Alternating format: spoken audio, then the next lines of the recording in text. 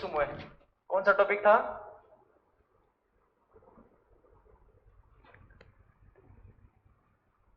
तटीय प्रदेश व द्वीप समूह। और उसमें पहले पहला कौन सा चल रहा था अपना भाई? द्वीप समूह तो बाद में करेंगे। द्वीप समूह में कौन सा आएगा? अपने भारत के अंदर अगर भारत की मैपिंग के अनुसार देखें तो भारत में दो चीजें हैं द्वीपों में, अंडमान निकोबार और लक्षद्वीप समूह, दो ही हैं। उसके अलावा भारत की मुख्य भूमि देखें तो वहां 3-4 पढ़ेंगे, जैसे नीचे पंबन द्वीप पढ़ेंगे, व्हीलर द्वीप पढ़ेंगे, उसके अलावा कौन सा पढ़ेंगे?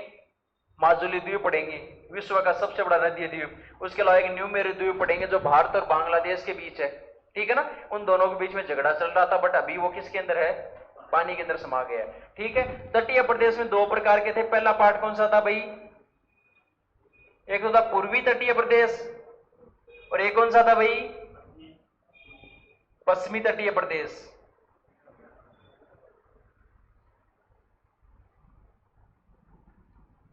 पश्चिमी तटीय प्रदेश। इनमें से अपन ने कर लिया कौन सा था भाई? ये पश्चिमी वाला कंप्लीट कर लिया था। पश्चिमी के अंदर अपन ने बताया था कि जो भारत की भूमि है मुख्य, उसमें यहां से लेकर ये वाला, ये दो पार्ट थे। इनमें से क्या नाम था? एक का तो नाम था कच्छ, एक का था काठियावाड़, और ये आपका महाराष्ट्र और गोवा वाला पार्ट है। इस तट का नाम क्या था भाई? कोंकण। और कर्नाटक का जो तट होता है उसका नाम क्या लेते हैं अपन लोग? कन्नड़ लेते हैं भाई, उसका नाम कन्नड़ लिया जाता है, कन्नड़ तट है भाई ये। और जो आपके केरल वाला तट होता है उसको अपन क्या नाम लेते हैं भाई? मालाबार का तट। ये तट अपन ने पढ़ चुके हैं। अब अपने को पढ़ना क्या है? पश्चिमी तट अपने पूरे हो चुके हैं। आज अपने को नया टॉपिक कौन सा स्टार्ट करना है भाई? पूर्वी तट। कौन सा स्टार्ट करना है? पूर्वी तट। तो पूर्वी तट है, पूर्वी तट के अंदर भाई देखे पूर्वी तटीय प्रदेश। पूर्वी तटीय प्रदेश में मैंने बाई मैपिंग आपको बताया था। सबसे ऊपरी पूर्व वाला उड़ीसा वाला मैदान है, उसको क्या कहते हैं अपन लोग? उत्कल का मैदान। क्या कहते हैं भाई? उत्कल का मैदान। इस वाले को इधर लिख देता हूं कि क्या लिखते हैं? उत्कल का मैदान। उत्कल का मैदान। इस वाले पार्ट को क्या कहते हैं भाई? पूरे को कौन सी सरकार है ये?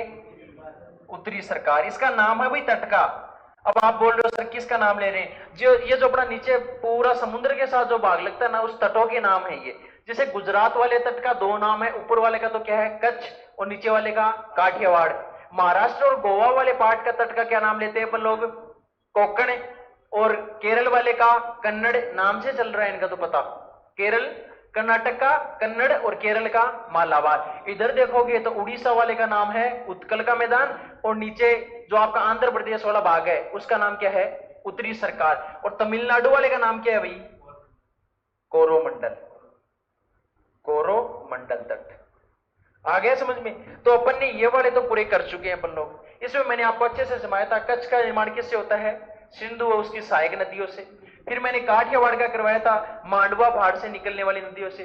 फिर मैंने कोंकण का बताया था महाराष्ट्र के अंदर, ठीक है। फिर नीचे करवाया था मैंने कन्नड़ का, फिर करवाया था मालाबार का। कोंकण का महाराष्ट्र में मैंने करवाया था कि यहां पर मुख्यतः किसकी खेती की जाती है भाई? काजू, नारियल और आम की खेती की जाती है। इस भाग में होने वाली जो कोंकण है उसमें होने वाली मानसूनी वर्षा को क्या कहते हैं? आम्र वर्षा। बट अपनी जो एनसीईआरटी पढ़ गया है ना तो फर्स्ट से 12 तक, उसमें है ना क्या कहते हैं भाई? एनसीईआरटी के अनुसार आम्र वर्षा कहां पर होती है? और इसमें क्या दे रखा है? आम्र वर्षा कहां? जो मानसून में होने वाली वर्षा उसको क्या कहते हैं? आम्र वर्षा। फिर नीचे मैंने कन्नड़ में आया, कन्नड़ वाले भाग में मैंने बताया था ये भाग क्या है? पूरा उबड़ खाबड़ है कि नहीं है? तो यहां पर क्या है? नदियों के द्वारा किसका निर्माण किया जाता है? जलप्रपात। जलप्रपात क्या होता है भाई? पहाड़ों से झरने गिरते हैं ना, वो झरनों को अपन क्या बोलते हैं? जलप्रपात। उनको इंग्लिश में कहते हैं जोग फॉल, ठीक है। उन जलप्रपातों से क्या है? यहाँ पर नदियों के द्वारा जलप्रपात का निर्माण होता है। उसी के नाम पर यहाँ पर एक जलप्रपात है। कौन सी नदी पे? शरावती नदी पे। नाम क्या है उसका? गेरोसोपा जलप्रपात। और उसका दूसरा नाम क्या है? महात्मा गांधी जलप्रपात। फिर नीचे है मालाबार तट। मालाबार तट में मैंने गढ़ाया, इसका मुख्यतः निर्माण होता है किसके द्वारा होता है भाई? मुख्यतः केरल के अंदर जो नीचे वाली तटीय प्रदेश है इससे किसका निर्माण होता है भाई? ये नीचे वाला है, इससे क्या होता है? मालाबार के तट का निर्माण होता है। इस भाग के अंदर मुख्यतः किसकी खेती की जाती है भाई? मालाबार वाले पार्ट में किसकी? कल आपको लिखवाया था ना लास्ट में, मालाबार वाला तट जाके रिवाइज नहीं किया गया? केरल के अंदर मालाबार तट में लिखा के तो गया था मैं आपको। ये भारत का दक्षिणतम पार्ट है मालाबार तट। क्या क्या लिखाया था मालाबार के अंदर आपको मैंने? सबसे पहले मैंने यहां बताया था कि मालाबार तट के अंदर क्या है, लेगुन झीलें पाई जाती हैं। लेगुन झीलें कोई बता सकता है कौन सी होती हैं? खारे पानी की झीलें होती हैं, उन्हें कहते हैं लेगुन। और वहां पर वहां की भाषा में उनको क्या कह देते हैं? कयाल। जैसे अपने हैं, अपने तो जैसे कोई भी चीज है जिसका आपको नॉर्मली नाम बता दूं, अपनी बकरी है। बकरी, पूरे भारत में बकरी को बकरी मुख्य नाम है, हिंदी का नाम है बकरी, से सब जानते हैं। बट अपने यहां पर उसको छाड़ी भी बोल देते हैं, टाट भी बोल देते हैं ना उसको। उसी हिसाब से किसी चीज का अपना स्थानीय नाम वो क्या है, जो खारे पानी की झीलों को वहां क्या कहते हैं? कयाल कहते हैं। उन खारे पानी की झीलों में मैंने आपको 3 टाइप लिखाए थे। एक तो कौन सी थी भाई? पूर्णा मादा। एक कौन सी थी? वेम्बनाड़ा। और एक कौन सी थी? अष्टामुड़ी। अष्टामुड़ी। इसमें से जो पहले पहले वाली पुन्नामादा झील है, इस पे प्रत्येक वर्ष एक दौड़ होती है। आपने कभी अखबार में भी पढ़ा हो तो, यहां पर प्रत्येक वर्ष नेहरू वेलमकालीन नौका दौड़। किसी ने वो टाइगर श्रॉफ की एक मूवी आई थी, क्या नाम था उसका, मेरे को तो नहीं पता। कोई मूवीज देखता है क्या कोई? उसके अंदर वो नौका दौड़ होती है, देखना वो नीचे साउथ वाले इलाके में वो एक दौड़ करवाते हैं, जहां देखो उस पे शेर से बने होते हैं नाव के ऊपर भी, वो नौका दौड़। बागी 2 मूवी देखी है किसी ने? उसमें नौका दौड़ करवाते हैं ना। उस हिसाब से यहाँ पर क्या होती है, प्रत्येक वर्ष दौड़ होती है जिसका नाम है नेहरू वेलमकालीन नौका दौड़। तो कई बार क्वेश्चन पूछ लेते हैं, निम्न में से किस राज्य में नेहरू वेलमकालीन नौका दौड़ होती है? तो किस में होती है? कौन सा राज्य है? केरल। और निम्न में से किस झील पर नेहरू वेलमकालीन नौका दौड़ होती है? तो किस पे होती है? पूर्णामादा झील। आगे समझ में? इस हिसाब से क्वेश्चन पूछ सकता है। अब अपने को आज क्या करना है? पूर्वी तटवर्ती प्रदेश। हाँ, क्या चीज? इसमें मुख्यतः जो नीचे वाला भाग है मसालों के लिए प्रसिद्ध है। हाँ, अब आगे पूर्वी तटवर्ती प्रदेश में पढ़ेंगे आज अपन। इसमें क्या पढ़ेंगे भाई? मैंने बताया था पूर्वी तटवर्ती प्रदेश का विस्तार कहां से कहां तक है भाई?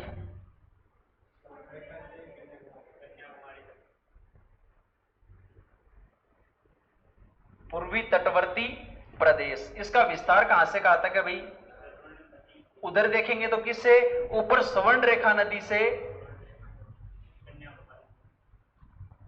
नदी से नीचे कहां तक चलता है भाई?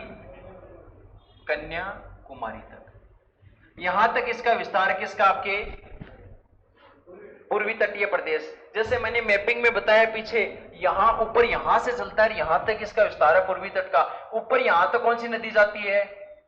स्वर्ण रेखा। और नीचे कहां तक है? कन्याकुमारी तक। अब जो बीच वाला भाग है ये तो पूरा किस पे डिपेंड है? ये जो उत्कल का मैदान है, यहां तो महानदी है, और बीच वाला ये भाग है, इससे 2 नदियां निकलती है, एक तो गोदावरी, एक कृष्णा। और नीचे वाला ये भाग से कौन सी नदी जाती है? कावेरी। तो मुख्यतः ऊपरी पूर्व वाला भाग है उत्कल का मैदान, वो किसके द्वारा निर्माण होता है? महानदी के द्वारा। बीच वाला उत्तरी सरकार का निर्माण 2 नदियां किसके द्वारा? कृष्णा और, ऊपर तो गोदावरी, नीचे कृष्णा के द्वारा। और नीचे वाला भाग है कौन सा?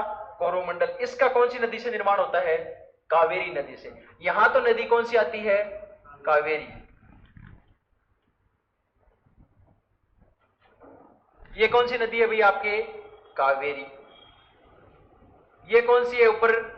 कृष्णा। कृष्णा। ये कौन सी है? गोदावरी। और ये वाली नदी कौन सी है यहां पर? महानदी।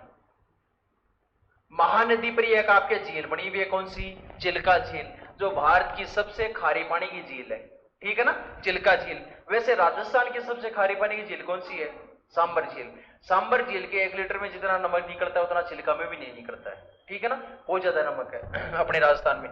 तो ये वाला मैंने तटीय प्रदेश करवाया था। तो यहां से देखें तो ये स्वर्ण रेखा नदी ऊपर है, यहां से लेकर कहां तक विस्तार है इसका? नीचे कन्याकुमारी तक। आ गया समझ में? आगे अगर अपन देखना चाहें, मैंने पहले बताया था आपको उसके अंदर कि आपका ये वाला भाग है पश्चिमी तट। ये तो क्या है, नदी यहां से गिरती है तो क्या बनाती है? झरने का निर्माण करती है। दूसरा, नदियां, पश्चिम की नदियां क्या बनाती है? एस्चुरी का निर्माण करती है, नदमुख बोलते हैं जिसे। और पूर्व की नदियां किसका निर्माण करती है भाई? नाम बताया था मोटे मोटे अक्षरों में, डेल्टा। यहां की नदियां क्या करती है भाई? नदियां डेल्टा का निर्माण करती है। किसका? डेल्टा का निर्माण करती है। एक चीज ध्यान रखना, हमेशा डेल्टा कहां बनेगा? जहां मैदान होगा। कहीं कभी भी पर्वतों में डेल्टा नहीं बन सकता। अब इसका एग्जांपल बताऊं कैसे। जैसे आप देखना चाहो, ये पूरा भारत का नीचे दक्षिणी भाग है। इधर तो ये जो तट है ना आपका, पश्चिम वाला तट, ये भाग कौन सा होता है? ये तो पता ना आपको, ये पूर्वी भाग है दिशा के अनुसार, और ये कौन सा है? पश्चिमी। तो मैंने बताया था इधर वाला भाग है वो क्या करता है? पर्वतों से पथरीला बना हुआ है। तो यहां से नदियां गिनेगी तो किसका निर्माण करेंगी? एस्चुरी का। और इधर वाला भाग पूरा क्या है? मैदानी भाग अभी। तो मैदानी भाग में नदियां मान लो यहां से चली, और यहां पर मैदानी भाग से नदियां मान लो, जरूरी है कि अपने एक रास्ते चले? वो किसी का कहना थोड़ी मानती है, वो तो ऐसे जाती है भाई, उसकी इच्छा हो गई। ये नदियां तटी छटी और आगे जाके वापस एक हो गई, और फिर जाके समुद्र में मिल गई। यहां से मान लो एक नदी निकली, वो कटी साइड में सारी, पूरी तरफ कट के वापस एक जगह होके किस में मिल गई? समुद्र में। तो ये जो त्रिभुजाकार आकृति ऐसे बना रही है, इस त्रिभुजाकार आकृति को क्या कहते हैं अपन लोग? इसी को अपन क्या बोल देते हैं? डेल्टा। और हमेशा डेल्टा कहां बनेगा? जहां मैदानी प्रदेश होगा। मैदानों में डेल्टा बनेगा, कभी भी पथरीली जगह पे डेल्टा नहीं बनेगा। डेल्टा का मतलब क्या होता है? नदी अपने भाव क्षेत्र में आ रही है और अपने भाव क्षेत्र से अलग अलग हुई, आगे जाके वापस मिलके किस में मिल गई? लास्ट में समुद्र में। क्योंकि इधर कौन सा है भाई? आपके बंगाल की खाड़ी है। भारत के दक्षिणी भाग में देखे तो इधर तो कौन सा है? बंगाल की खाड़ी। और इधर वाली नदियां गिरती हैं वो किस में गिरती हैं भाई? आपके इधर है अरब सागर। ये कौन सा है? अरब सागर। तो इस हिसाब से है भाई आपके। आ गया समझ में? तो यहां की नदियां किसका निर्माण करती हैं? डेल्टा का। अब इस भाग के बारे में मैंने एक चीज बताई थी, इस भाग के भी 3 नाम थे। पहले तो इस भाग की चौड़ाई देख लेते हैं। इस भाग की चौड़ाई 100 से कितनी है? 150 किलोमीटर क्या इसकी चौड़ाई है अभी इस भाग की। पश्चिमी भाग है ना, उससे चौड़ा है अभी, ज्यादा चौड़ाई ज्यादा है पश्चिमी वाले तट से। पूर्वी भाग की चौड़ाई क्या है? ज्यादा। मैंने पश्चिमी की करवाई थी 50 से 100 किलोमीटर, इसकी चौड़ाई कितनी करवा रहा हूं? 100 से 150 किलोमीटर। इस भाग के 3 नाम है, कौन से? ऊपरी पर कौन सा है? उत्कल। नीचे दूसरा कौन सा है? उत्तरी सरकार। और तीसरा नाम कौन सा है भैया? आपके कोरोमंडल। ये इसके क्या है? मुख्यतः 3 नाम है। अब एक एक करके इनके बारे में पढ़ना स्टार्ट करेंगे। पहला कौन सा पढ़ेंगे भैया अपन लोग? सबसे ऊपरी पर कौन सा मैदान है भाई? पहला उत्कल का मैदान। सबसे पहले इसके बारे में पढ़ना स्टार्ट करेंगे, यहां पर क्या क्या चीजें। तो सबसे पहले तो वो लिख लो पहले वाला डाटा। हाँ, ये तो बनाया हुआ तो है ही ना सबका डायग्राम। कोई ऐसा था जिसका डायग्राम नहीं बनाया हुआ? ये बना सकते हो वापस डायग्राम। नहीं समझ में आया तो दोबारा पूछ लेना। मैंने हेडिंग लगा लो तटीय प्रदेश और द्वीप। उसमें आपका पश्चिमी तटीय प्रदेश मैंने कल करवा दिया था, आज करवा रही है पूर्वी तटीय प्रदेश। और वो डायग्राम नहीं बनाया हुआ, सो बना लो। देखो ऊपर वाले तट का नाम कच्छ, यहाँ नीचे काठियावाड़, ये कोंकण, ये कन्नड़, ये मालाबार, इधर कोरोमंडल। ये हो गया आपके कौन सा? उत्तरी सरकार। ऊपर उत्कल का मैदान। ऊपर उत्कल का मैदान निर्माण करती है महानदी। इसका 2 नदियां हैं, गोदावरी कृष्णा। नीचे वाले का कौन है? कावेरी। डायग्राम बना सकते हो, बना लो। चलो इसकी पूर्वी तटवर्ती प्रदेश अब लिखवाता हूं गोल गोल के। चलो लिखो ही पहला पूर्वी तटवर्ती प्रदेश में लिखो। इस प्रदेश का विस्तार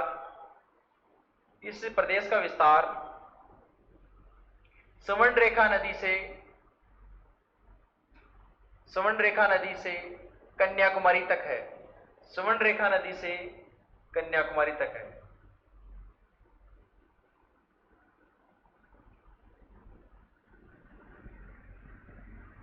आगे लिखो, यहां के मैदान चौड़े हैं क्योंकि यहां की नदियां डेल्टा का निर्माण करती हैं।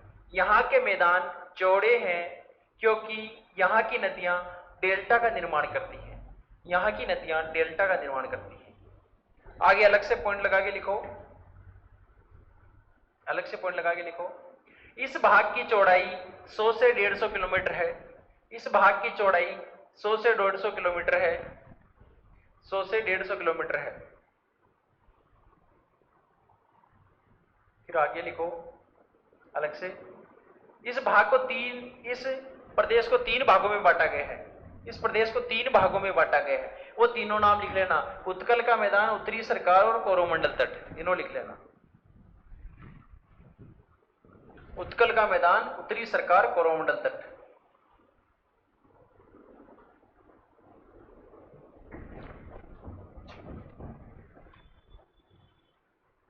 फिर लिखो आगे, इस भाग में समतल मैदान होने के कारण, इस भाग में समतल मैदान होने के कारण प्राकृतिक बंदरगाह कम है। इस भाग में समतल मैदान होने के कारण प्राकृतिक बंदरगाह कम है।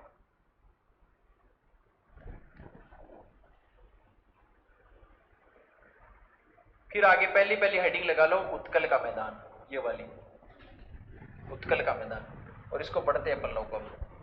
पहले वाला उत्कल का मैदान। चलो, पहला भाग कौन सा है? उत्कल का मैदान। अब भाई आपने देखा होगा सबसे ऊपरी पर वाला उत्कल का है भाई। इस उत्कल के मैदान का निर्माण किसके द्वारा होता है? इस उत्कल के मैदान का निर्माण होता है किसके द्वारा? महानदी के द्वारा। महानदी के द्वारा इस भाग का निर्माण होता है। इस भाग का निर्माण होता है।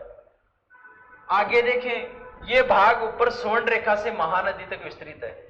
मुख्य देखें तो स्वर्ण रेखा से किस में है? यह भाग में, इस भाग में कौन सी है? स्वर्ण रेखा व महानदी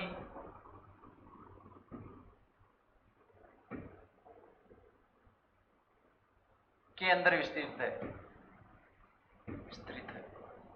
ये वाला भाग मुख्यतः दो नदियां हैं। ठीक है, इस वाले भाग में पहले समझ लेना, इस वाले भाग में मुख्यतः है नदी कौन सी है भाई? महानदी। और इस महानदी में कौन सी भाई? इसके अलावा देखें तो ऊपर स्वर्ण रेखा से महानदी तक इसका विस्तार है। और इस महानदी के अंदर कौन सी झील है? महानदी में चिल्का झील है। चिल्का झील है। और तो महानदी में चिल्का झील है तो वो किस भाग में आएगी भाई? आपके उत्कल के मैदान के अंदर ही आएगी। इस पे झील है। यह चिल्का झील क्या है? एक प्रकार की चिल्का झील एक प्रकार की क्या है? लेगुन झील है भाई। क्या है? लेगुन झील। लेगुन मतलब खारे पानी की झील है। लेगुन झील है। क्या है भाई? लेगुन झील है। कौन सी? चिल्का झील। भारत की सबसे खारे पानी की झील कौन सी है भाई? ये लेगुन झील ही है। कौन सी है? लेगुन झील। कौन सी है भाई? लेगुन झील है।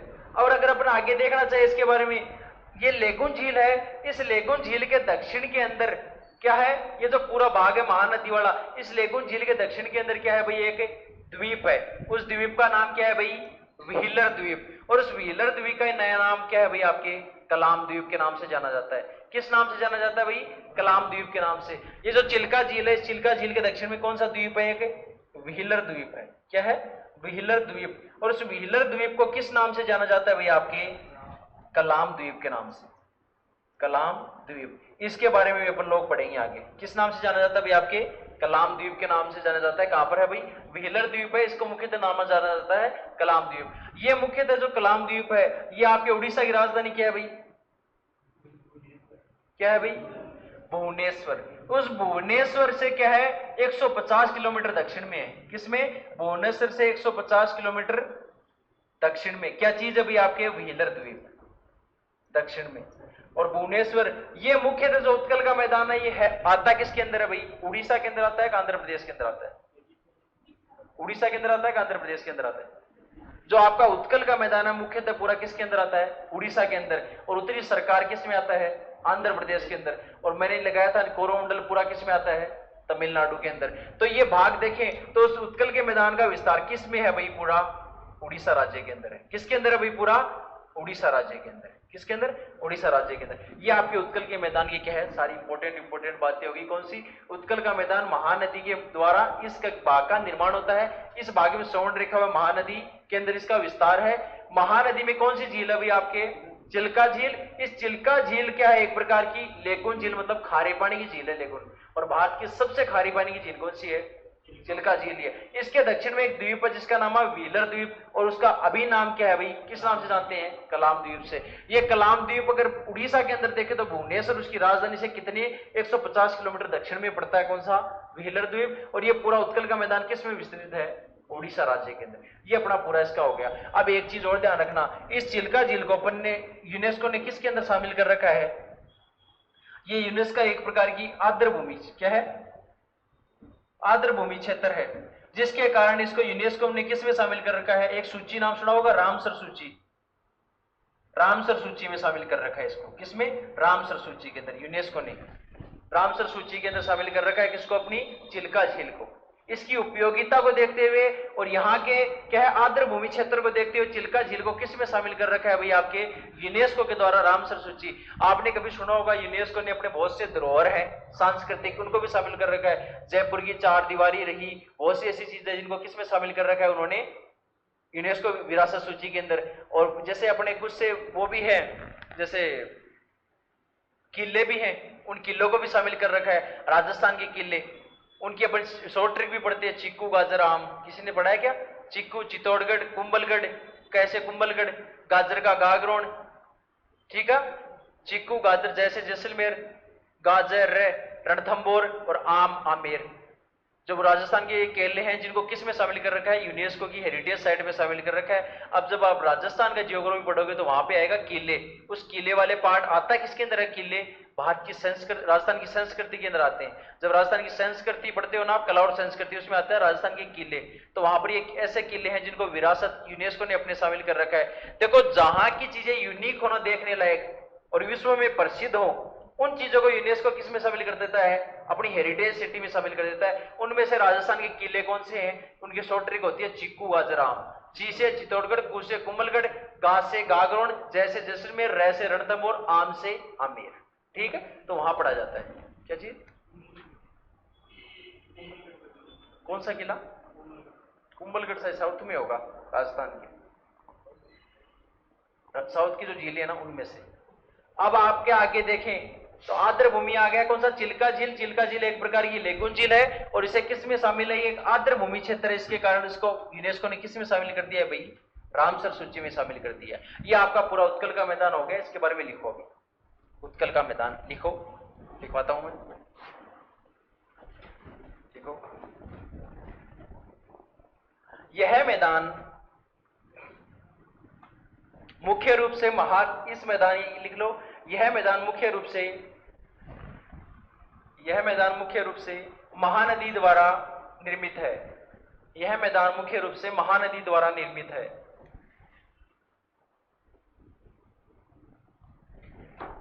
इस मैदान का विस्तार स्वर्ण रेखा से महानदी के मध्य है। इस मैदान का विस्तार स्वर्ण रेखा से महानदी के मध्य है। नीचे कृष्णा तक जाता है वैसे तो इसका विस्तार, फिर कृष्णा से नीचे गोदावरी से कृष्णा तक अपन लोग किसका पढ़ लेंगे? उत्तरी सरकार का। और कावेरी के अंदर किसका पढ़ लेंगे अपन लोग? कोरोमंडल तट का। लिखो आगे। इस मैदान के दक्षिणी भाग में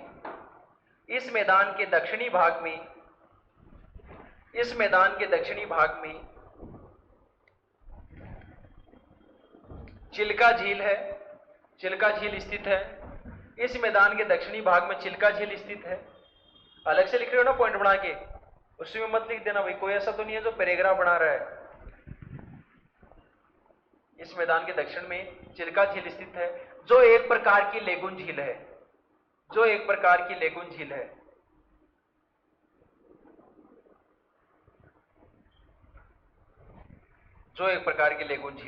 आगे लिखो। चिल्का झील एक प्रमुख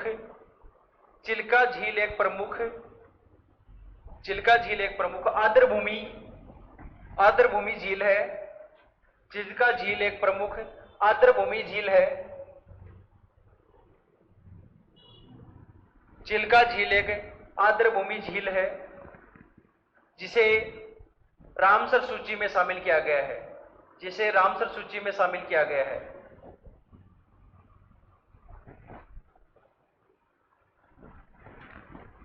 अब अलग से पॉइंट लगा के लिखो, स्टार लगा के। इस झील के तट पर चांदीपुर बीच, बोर्ड पे लिख देता हूं भाई, ऐसे लिखना है चांदीपुर बीच।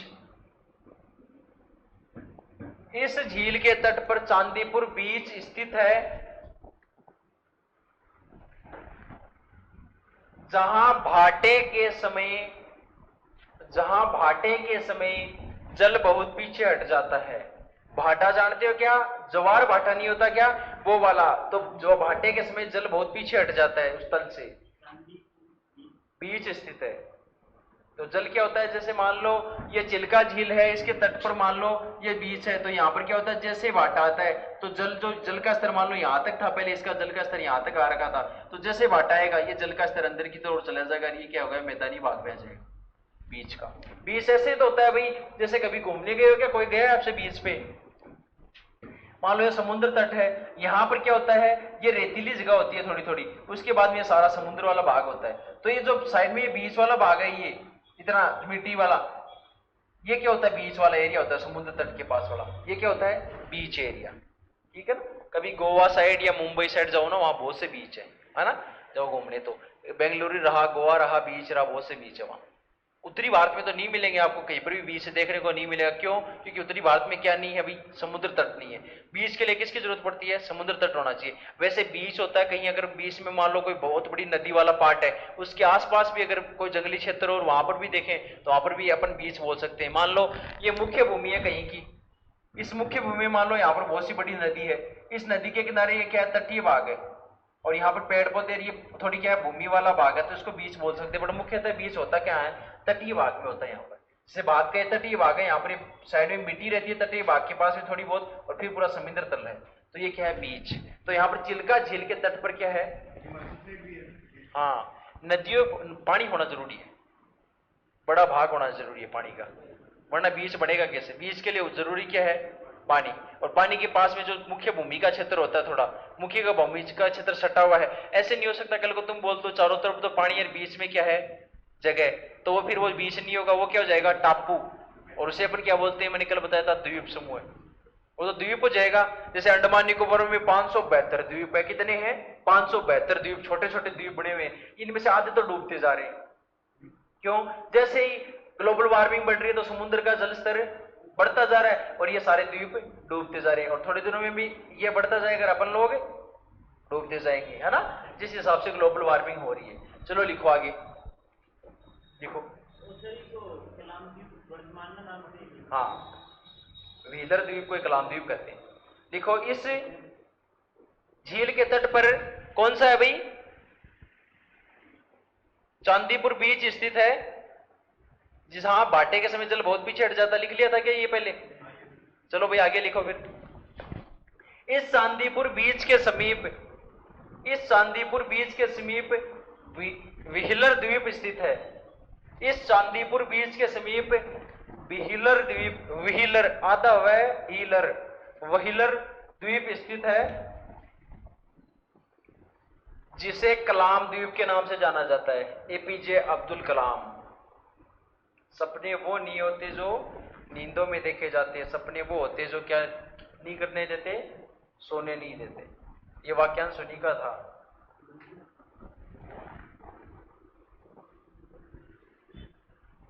एक उनका ये भी तो वाक्यांश था, you can not change your life but you can change your habit, then habit change your life. अगर आप अपने आप को नहीं बदल सकते तो कोई बात नहीं, अपनी आदतों को बदल ले, आपकी आदतें क्या बदल देंगी, आपका जीवन बदल देंगी। अलग ही चीज थी वो भाई, उसके बराबर थोड़ी है। इतने बड़े राष्ट्रपति होते हुए भी एक सिंपल से कमरे में रहते, 2 या 3 फिक्स ड्रेस थी वही सिलवा के रहते, अपनी कभी तनख्वाह तक को उपयोग नहीं किया उन्होंने। उतना योगदान तो कोई दे नहीं सकता देश को, सब कुछ दे के चले गए, पूरी जिंदगी इस देश को दे के चले गए अपनी। वैसा इंसान अभी तक हो ही नहीं सकता। उस इंसान के लिए धर्म जाति कोई मायने नहीं रखता, उसके लिए सबसे ऊपर क्या था, इंसानियत थी उस इंसान के लिए।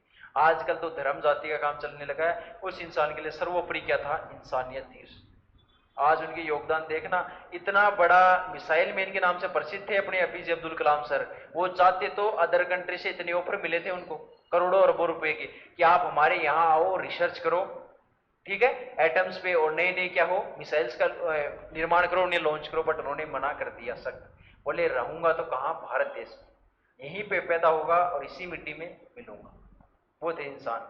आजकल तो 5 रुपए के लिए काट मारते हैं एक दूसरे को, और अपने तो बहुत प्रसिद्ध है, एक उम्र की राड के लिए ही घर के 4 समाप्त हो जाते हैं। इस उम्रे का करोगे क्या, बाणे वाले तो चलती है, क्या होगा उस एक उम्रे का, वो चीज है। पिछले दिनों वो इस साइड आया था, झुंझुनू साइड में एक परिवार के 3 लोग खत्म हुए थे ना, वो चीज है। तो थोड़ा सा इस चीजों पे गौर करो भैया ना, थोड़ा गौर करो। कुछ नहीं जाना, ये सारा यही रह जाना। 50 बीघा जमीन आधी जा रही है, जाने तो हमेशा का लफड़ा छूटे। एक अपने बूढ़े मारवाड़ी में कहावत बोलते, मेरे को याद नहीं है, छोटी सी चीज का लफड़ा रहता है ना, उसके लिए बोला करते हैं वो कि हमेशा का लफड़ा छूटे। 50 बीघा आधी बीघा जा रही है, बट हमेशा का पीछा छूट रहा है ना अगले से, वहीं का वहीं तुरंत फिक्स करवा दो उस फैसले को, तो वो चीज है। चलो लिखो आगे इसके अंदर, ये लिख लिया गया। इसे किसे क्या कहते हैं भाई, इसे कलाम द्वीप के नाम से जाना जाता है। फिर आगे वाला नेक्स्ट पॉइंट कौन सा है भाई, लिखो। दूसरा कौन सा प्रदेश है भाई, कौन सी सरकार है, लगाओ सेकंड हेडिंग, उत्तरी सरकार।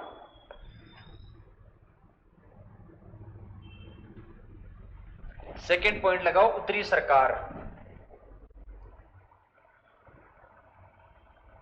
उत्तरी सरकार तट का नाम है ये सेकंड वाले।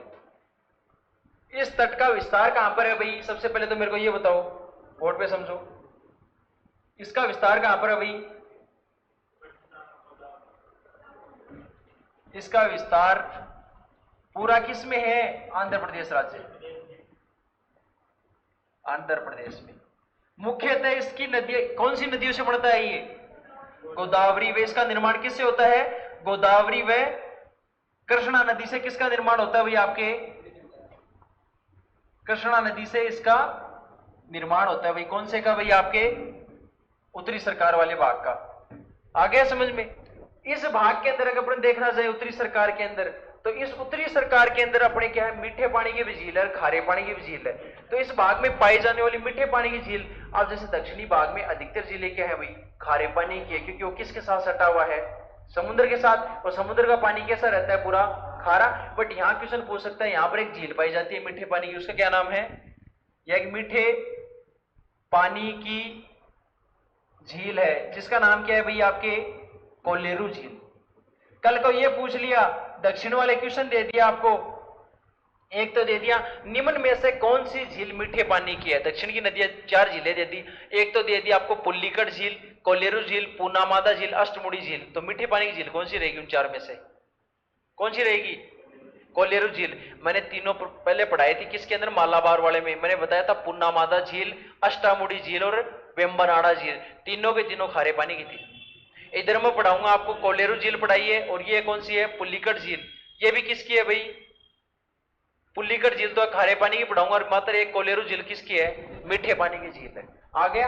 अब इस जो आपका कौन सा है उत्तरी सरकार वाला भाग, इसके अंदर एक खारे पानी की झील है जिसका पुल्लिकट झील नाम है, और उस पुल्लिकट झील के पास में क्या है अपना एक अंतरिक्ष के अंदर स्थित है, जिसका नाम क्या है भाई, सतीश धवन अंतरिक्ष के अंदर। सुना है कभी, जहां से अपने रॉकेट लॉन्च वगैरह करते हैं सारी, अपना भारत का मुख्य अंतरिक्ष के अंदर।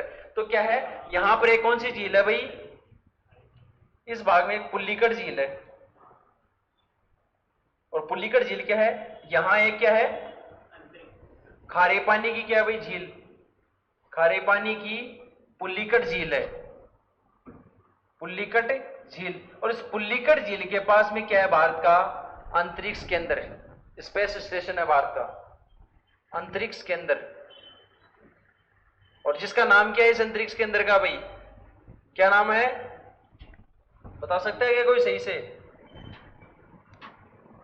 सतीश धवन अंतरिक्ष के अंदर। ये क्या भाई, आपके इस पुल्लिकट झील पे स्थित है, भारत का क्या है, सतीश धवन अंतरिक्ष के अंदर स्थित किस पे, पुल्लिकट झील। आगे समझ में। ये सारा डाटा आपके इसका उत्तरी सरकार का। लिख लो इसको लैंग्वेज में, लिखो फटाफट, लिखो। इसका विस्तार कहां पर है भाई, कौन से जिले के अंदर है भाई, आंध्र प्रदेश में। लिखो, इस भाग का विस्तार आंध्र प्रदेश में है, इस भाग का विस्तार आंध्र प्रदेश में, कौन से का, उत्तरी सरकार वाले तट का। आगे लिखो, इस भाग का निर्माण गोदावरी व कृष्णा नदी से होता है, इस भाग का निर्माण गोदावरी व कृष्णा नदी से होता है।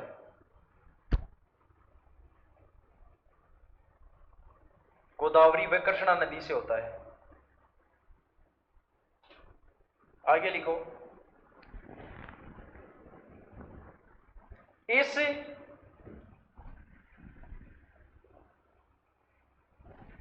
मैदानी भाग के मध्य,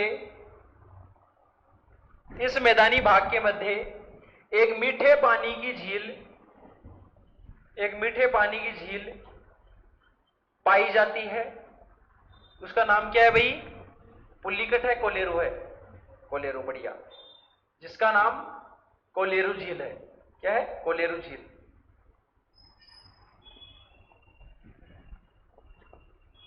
अलग से पॉइंट लगा के लिखो। दोबारा कोई ऐसा इसने नहीं लिखा हो, दोबारा बोलूं क्या? अब अलग से पॉइंट लिखो। इस भाग के दक्षिण में, इस भाग के दक्षिण में एक खारे पानी की झील, इस भाग के दक्षिण में खारे पानी की लेगुन झील पुल्लिकट झील है। इस भाग के दक्षिण में एक लेगुन झील है, कौन सी? पुल्लिकट।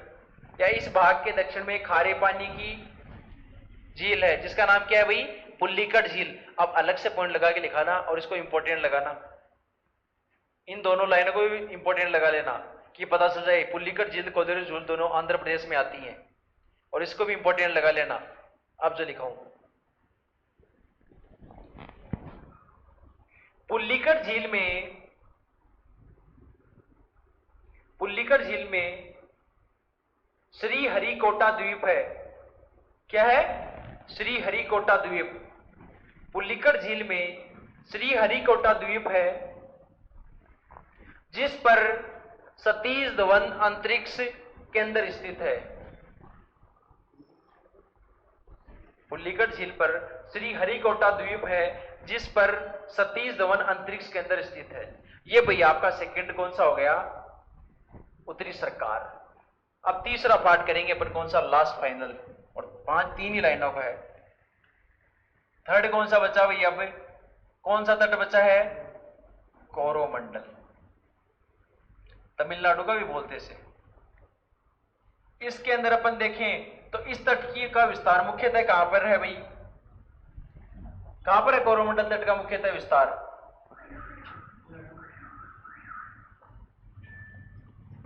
इसका विस्तार मुख्यतः कहां भाई? ये तमिलनाडु में है भाई। और इस भाग की मुख्य नदी कौन सी है भाई? इस भाग, या इस भाग का किस नदी से निर्माण होता है भाई? दक्षिणी भारत की नदी। इस भाग का निर्माण किससे होता है भाई? कावेरी नदी से। अरे भाई, दक्षिणी भारत की बूढ़ी गंगा किसे कहते हैं? दक्षिणी भारत की बूढ़ी गंगा,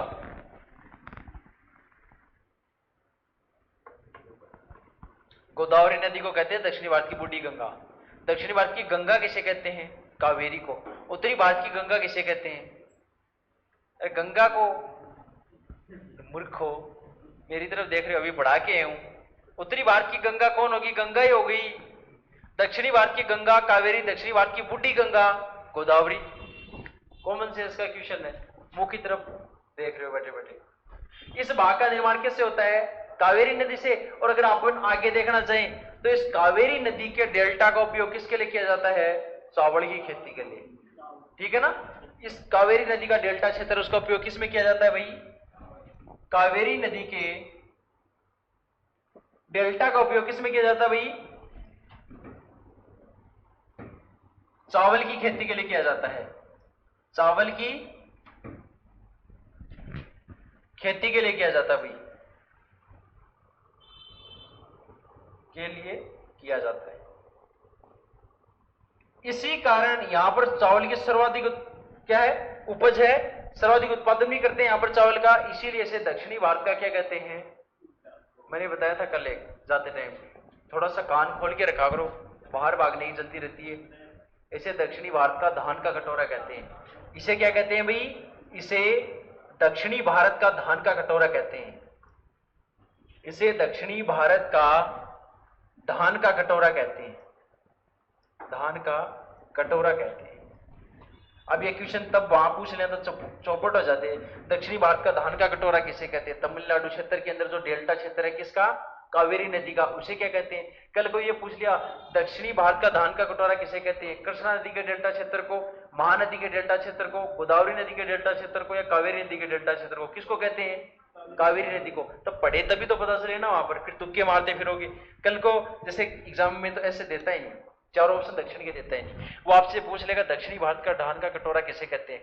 गंगा के डेल्टा क्षेत्र को, सिंधु के डेल्टा क्षेत्र को, महानदी के डेल्टा क्षेत्र को, कावेरी नदी के डेल्टा क्षेत्र को। दो नदियां तो उत्तर की देती है, दो दक्षिण की। उत्तर वाली तो तुरंत देखते डिलीट हो जानी चाहिए, बच्ची कौन? दक्षिण वाली। उनमें कंफ्यूजन होता है महानदी या कावेरी, तो आपको पता होना चाहिए दक्षिण में कौन सी नदी है। कौन सी नदी है? कावेरी। इस हिसाब से ऑप्शन टिक किया जाता है हमेशा। 99% देखो 80% क्या रहता है आपको एग्जाम में 30% इक्वेशन आते हैं। 30 के बाद ये बच्चे 50 में क्या रहता है? 50-50।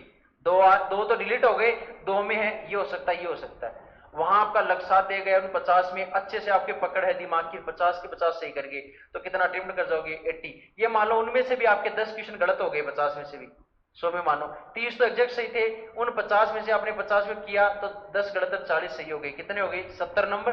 बच्चे 20 ऐसे होते हैं जो बराबर है सबके, चारों ऑप्शन ही सही लगते हैं उसके अंदर। अब वहां के दिमाग लगा के क्या करते हैं, उन 10 में से उनका जहां 50 के 50 सही हो गए, 50-50 वाले में उनके नंबर 100 में से 80, बाकी के 70 हैं। और जिन्होंने एक माइनस मार्किंग कर दी वो तो आ जाते 50-55 में, तो वो तो रह जाते एग्जाम में। और बाकी जिनका उस टाइम पे लक साथ दे गया, अब देखो एग्जाम में लक कैसे साथ देता है। 100 क्वेश्चन आ रहे हैं, 100 में से 80 हैं, जिनमें से 30 तो आपको एग्जैक्ट आ रहे हैं, 50 में 50-50 लग रहा है। और 50 में आपने कैसे भी को अपना नॉलेज लगा के वहां पर 50 के 50 सही कर दिए, मान लो 50-50 वाले में, तो आपके 80 नंबर बन गए ना, 50 से 30। और वहीं किसी ने उस 50-50 वाले में 50 किए, उसके 10 गलत हो गए, 30 सही हो गए, 40 सही हो गई मान लो, तो कितने बने? 70 नंबर। 10 की माइनस मार्किंग काट लो, 1/4, 2.5 नंबर कट गए। तो वहां लक मैटर करता आपका। कभी ऐसे लक मैटर नहीं करता, क्वेश्चन आ गया, चार ऑप्शन ही नहीं आ रहे, 1 2 3 4, बाबा तेरी जयकार, वहां कभी लक मैटर नहीं करता है। वहां तो क्या है, तुक्के चल रहे हैं। लक मैटर कहां करता है? 2 ऑप्शन तो तुरंत डिलीट हो गए, 2 बचे उनमें से 1, तब लक मैटर करता है। ठीक है ना? तो ये बड़ा वाटर लिख दो पूरा का पूरा, ये मैटर फटाफट लिख लो भाई। इसे क्या कहते हैं? दक्षिणी भारत का धान का कटोरा। लिखो फटाफट जल्दी से, 1 मिनट में। कोरोमंडल तक इसका विस्तार मुख्यतः कहां पर है? तमिलनाडु में। और इस भाग का निर्माण किसके द्वारा होता है? कावेरी नदी के द्वारा। और कावेरी नदी के डेल्टा क्षेत्र का उपयोग चावल की खेती के लिए किया जाता है, और इसे दक्षिणी भारत का धान का कटोरा कहते हैं। इस बात को इंपॉर्टेंट लिख लेना भाई, ठीक है? और आज की क्लास यहीं ऐड करते हैं।